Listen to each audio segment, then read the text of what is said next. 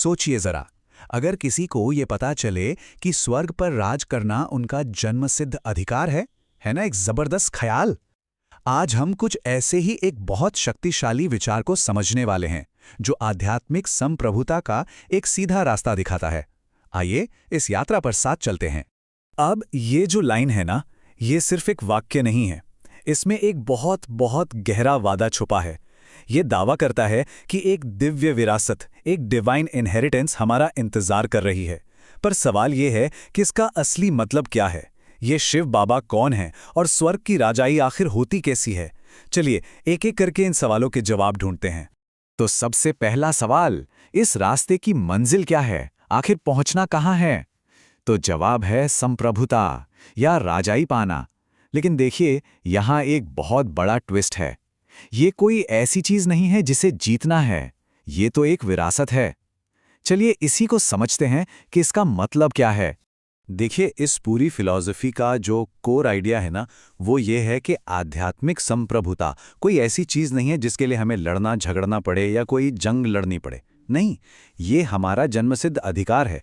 ठीक वैसे ही जैसे एक राजकुमार को अपने पिता का राज्य मिलता है, ये पहले से ही हमारा है, बस हमें उसे क्लेम करना है, पहचानना है।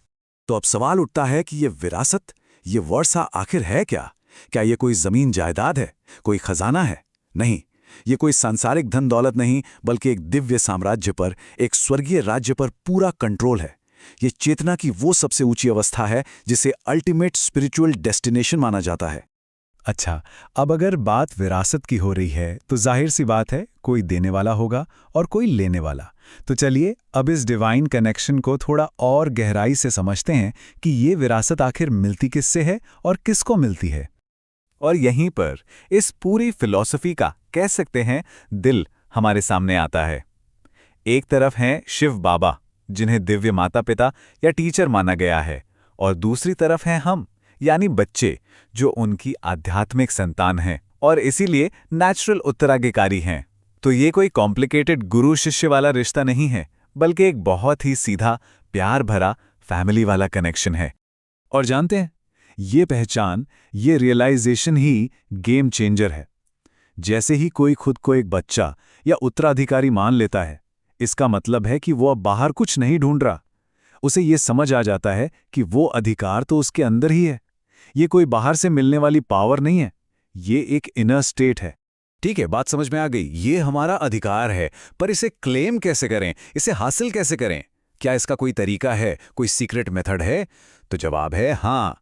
इसके लिए एक बहुत ही स्पेसिफिक और कह सकते हैं एक शाही अभ्यास है, और इस मेथड का नाम है राजयोग। इसका लिटरल मीनिंग ही है शाही मिलन या रॉयल यूनियन। अब ये सिर्फ आंखें बंद करके मेडिटेशन में बैठना नहीं है, नहीं, ये एक एक्टिव प्रोसेस है, मानो एक पुल बना रहे हों। और ये वही पुल है जो उस डिवाइन सोर्स को बच्चों से जोड़ता है, और इसी पुल पर चलकर वो विरासत, वो वर्षा हम तक पहुंचता है। तो ये पूरा प्रोसेस काम कैसे करता है, इसे हम 3 बहुत ही सिंपल स्टेप्स में देख सकते हैं। पहला, एक्सेप्ट करना, ये मानना कि हाँ, हम एक दिव्य संतान है। दूसरा स्टेप है सीखना, यानी एक्टिवली राजयोग का अभ्यास करना। और तीसरा, रिसीव करना, जिसके रिजल्ट में वो स्वर्गीय राज्य विरासत में मिल जाता है। देखिए कितना क्लियर पाथ है, पहचान से अभ्यास और अभ्यास से सीधा मंजिल तक। लेकिन रुकिए, कहानी यहां खत्म नहीं होती। सिर्फ अपनी पहचान जानना और अभ्यास करना ही काफी नहीं है। इस रास्ते पर लगातार चलने के लिए एक खास तरह की मानसिकता, एक इनर स्टेट, उससे बनाए रखना भी उतना ही जरूरी है। और यहां एक बहुत ही मजेदार शब्द का इस्तेमाल किया गया है, नशा।